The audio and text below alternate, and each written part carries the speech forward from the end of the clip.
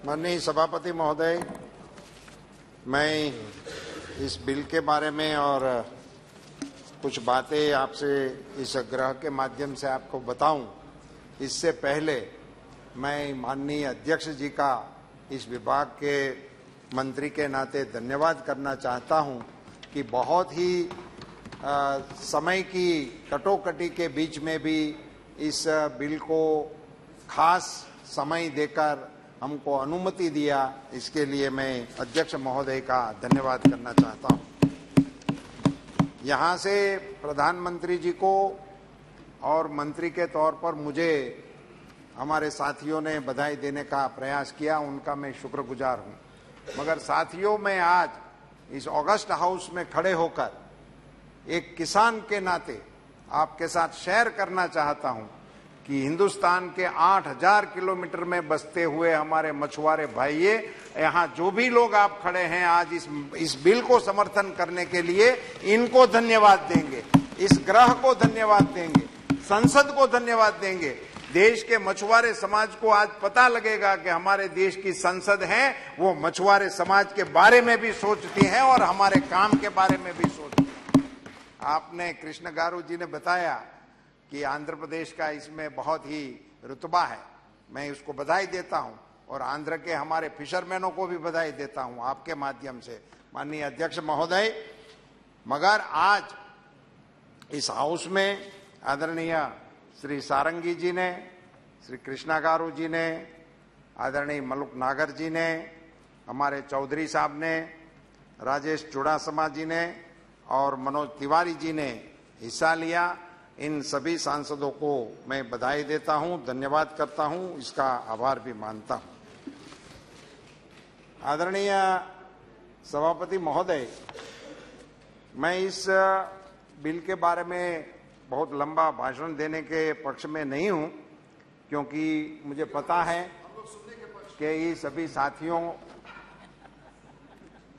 ने आप सुनने के पक्ष में हैं, तो हम तो भी कहने के पक्ष में भी है। मगर मैं आपको थोड़ी जानकारी बताना चाहता हूं कि ये coastal aquaculture authority amendment bill 2023 वो लोकसभा में अप्रैल 5 को 2023 को लाया गया था और उस समय स्टैंडिंग कमेटी को उसको अलॉट कर दिया गया था। और स्टैंडिंग कमेटी में जाने के बाद मुझे ये बताते हुए बहुत ही खुशी है कि स्टैंडिंग कमेटी ने बहुत पुरुषार्थ करके सभी कोस्टल स्टेटों के साथ, सभी स्टेक होल्डर्स के साथ बड़ा डेलिब्रेशन किया, बड़े सबके सुझाव लिए और उन्होंने हमको ये लौटा भी दिया और उसने 56 अपने ऑब्जर्वेशन किए। इस ग्रह को माननीय सभापति महोदय बताते हुए बड़े खुशी हो रही है कि आउट ऑफ 56, 45 ऐसे अमेंडमेंट थे जो डिपार्टमेंट ने स्वीकृत कर दिए, जो कमेटी की ओर से आए। तो एक प्रकार से आप कह सकते हैं कि जो स्टैंडिंग कमेटी ने अपने सुझाव रखे थे, इन सारे सुझावों का हमने इसमें स्वागत किया। ऐतिहासिक है, अपने आप में एक ऐतिहासिक है जो आज आप बता रहे हैं। 42 रिकमेंडेशन स्वीकार करना, नहीं उससे आगे की बात अभी इससे भी अच्छी आ रही है। मैं उसका सदस्य हूं इसलिए मैं नहीं, जो 11 अमेंडमेंट बाकी जो बचे उसमें से 9 रिकमेंडेशन ऐसे थे जो लेजिस्लेटिव नेचर के थे और 4 जो थे वो नॉन लेजिस्लेटिव नेचर के थे। उनको भी हम रूल्स के माध्यम से एक्सेप्ट ही कर रहे हैं। और 2 जो ऐसे रिकमेंडेशन थे जिसका इसमें पुराने एक्ट में प्रावधान नहीं होने से इसका मैं विधिवत सुधार प्रपोजल लाकर इसको भी हम स्वीकृति दे रहे हैं। और ये जो कृष्णा गारू बोल रहे थे ना कि ये पुराने कानून में सभापति महोदय ऐसी व्यवस्था थी कि हम 4 कोस्टल राज्यों से इसमें प्रतिनिधित्व देते थे और इनका रोटेशन होता रहता था। इस बार 4 दूसरी बार और राज्य के, ऐसे चलता था। मगर एक कमेटी ने ये सुझाव दिया था कि सभी कोस्टल स्टेट को इसमें प्रतिनिधित्व देना चाहिए। इसकी भी हम स्वीकृति करते हैं और इसको हम सुधार के जरिए इसमें शामिल करते हैं। तो आपकी बात को हम मान लिए हैं। दूसरा एक अमेंडमेंट वो कर रहे थे, जैसे अभी यहां बताया गया कि इसके जो मेंबर सेक्रेटरी हुआ करते थे उसमें सर ऐसा होता था कि मेंबर सेक्रेटरी के पद पे आने के लिए उनको रेजिग्नेशन देकर इसमें आना पड़ता था। सो मेंबर सेक्रेटरी में स्कोप बहुत कम हो जाता था, बहुत ही कम ऑफिसर्स इसके लिए हमको मिलते थे। इसीलिए इनको मेंबर निकाल दिए और सेक्रेटरी रखने से हमारे बड़ा जो पूल है भारत सरकार का, उसमें से हमें ये अधिकारियों को इसमें रखने की सुविधा मिलेगी। ये सुझाव भी हम इसमें लेकर आए थे। सर, एक जो महत्वपूर्ण इस बिल के बारे में मुझे जो आपके संज्ञान में लाना है वो ये है सर कि ये प्रधानमंत्री मोदी जी के आने के बाद मलूक जी को और सभी सांसदों को बताते हुए मुझे बड़ी खुशी हो रही है सर।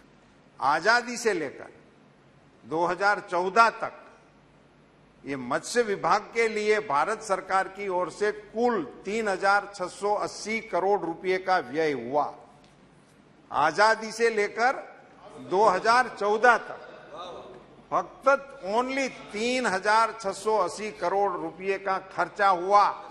प्रधानमंत्री नरेंद्र मोदी जी ने इस विभाग को स्वतंत्र मंत्रालय बनाने के बाद अकेली एक मत्स्य संपदा, प्रधानमंत्री मत्स्य संपदा योजना जाहिर की, जिसके अकेले का वॉल्यूम 20,000 करोड़ का।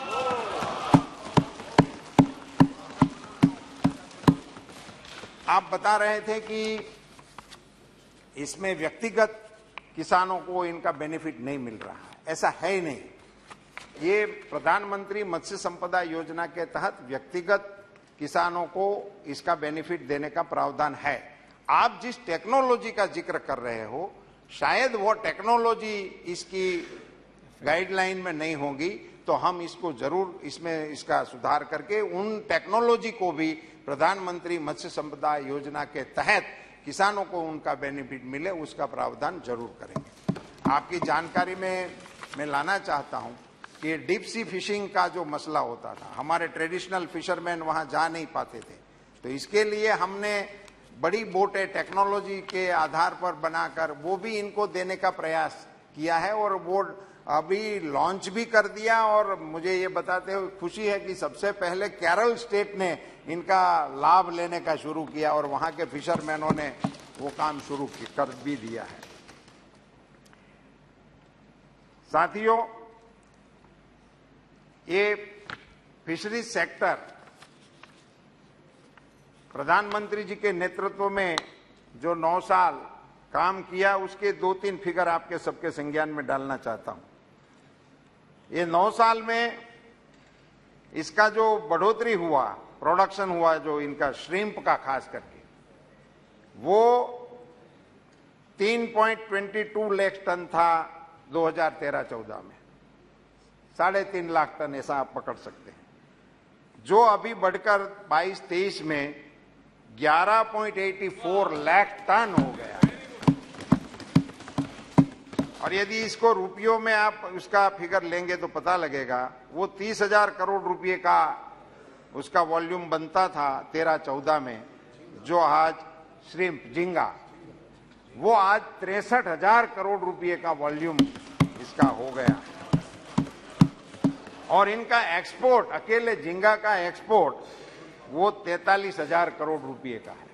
इतना जब इस विभाग में इसका डेवलपमेंट हो रहा हो, और खास करके माननीय सभापति महोदय, ये एक्वाकल्चर का मतलब हमारे यहाँ ज्यादातर ये माना जाता है झींगा ही, जैसे हमारे रूडी साहब बता रहे हैं, मगर अभी इसके तहत किसी एक सदस्य ने बताया भी कि इसमें सीवीड के कार्यक्रमों को लागू करने का प्रावधान है। उसी की कोई व्यवस्था और उसी के कोई रूल्स नहीं थे। मोती पकाने के कोई, उसमें क्या कैसे किया जाए, उनकी कोई व्यवस्था ही नहीं थी ऐसे। और अभी केज कल्चर एक नया टेक्नोलॉजी आया है, उनके जरिए भी अपने फिशरमैनों को हम बहुत ही बेनिफिट दे सकते हैं। ये एक प्रकार से इन सभी चीजों को जो ब्रैकिश वाटर में कर सकते हैं, वो सारों को इस कानून के प्रावधान से अब करने का एक अम्ब्रेला देने का काम आज ऑगस्ट हाउस आप मंजूर कर रहे हैं। इसके आप सब साक्षी बन रहे हैं। इसके लिए मैं यहाँ मौजूद सभी सांसदों को बधाई और धन्यवाद देना चाहता हूं।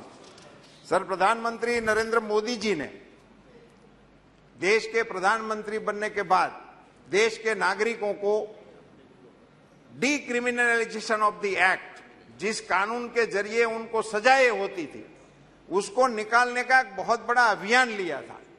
मैं तो ऐसे विभाग से था कि ये मेरे विभाग में ऐसी सजा होगी ऐसा भी मुझे पता नहीं था। पता लगा कि सिर्फ रजिस्ट्रेशन नहीं होने की वजह से फिशरमैन को 3 साल की सजा का प्रावधान था। आज इस गृह में आप सबके कारण देश के करोड़ों फिशरमैनों को इस सजा के प्रावधान से मुक्त करने का निर्णय है। मुझे सभापति महोदय ये बताना था कि ऐसे कानून जब ये इस हाउस में चर्चा में आए और उसको मंजूर करना होता है, तो जैसे मलुक जी ने बताया, स्वागत है आप विपक्ष का।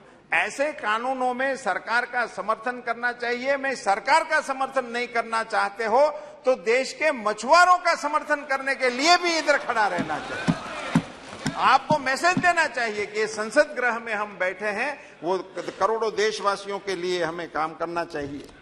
ऐसे में सर, ये इस क्षेत्र में जिस प्रकार से युवा आकर्षित हो रहे हैं, जिस प्रकार से टेक्नोलॉजी का प्रबंधन किया जा रहा है, जिस प्रकार से सरकार नीतिगत समर्थन दे रही है, जिस प्रकार से राज्य सरकारों की ओर से सहयोग मिल रहा है, मुझे यहाँ ये बात बताते हुए बड़ी खुशी हो रही है कि सभी कोस्टल राज्यों ने इसका समर्थन किया है, किसी ने ऑब्जेक्शन नहीं लिया है सर। और स्टैंडिंग कमेटी के सामने भी राज्य सरकारों ने अपना सारी बातों का प्रेजेंटेशन भी किया था।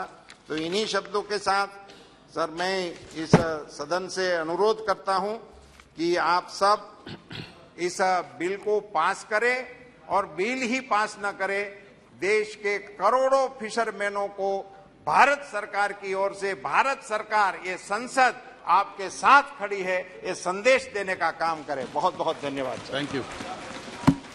The question is that motion for consideration of the bill is adopted. Those in favor may say aye.